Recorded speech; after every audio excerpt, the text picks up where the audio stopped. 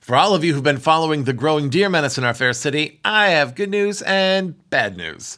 The bad news is the deer whisperer has been making progress in militarizing the local deer herds of Tecumseh. The good news is tacos.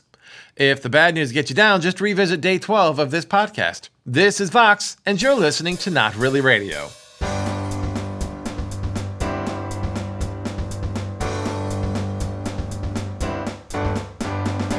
Every sporting goods store in the area reported break-ins and theft last night.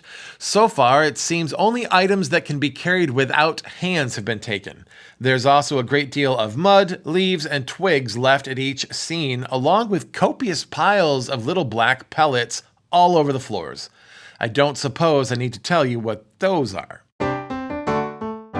Reports are flooding into the station as witnesses are describing deer decked out in modified hockey pads and football gear marching together in large, well-ordered companies with militaristic precision.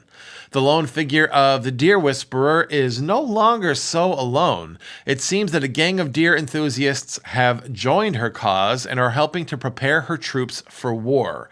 What happens when opposable thumbs and intelligent minds team up with deer strength and numbers? The deer apocalypse is my guess.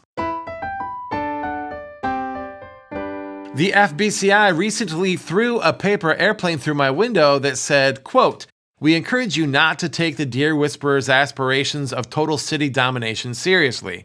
We sure aren't. Even so, we're watching her and her impressively organized deer army very closely." Unquote. Sorry, boys, but I, for one, am upgrading this story from mild annoyance to looming threat.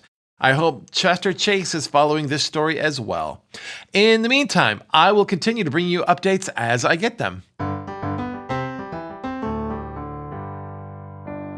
Last night, our fair city was once again filled with an odd wailing sound that instills one with a sense of impending doom. Wonder what that is? Me too.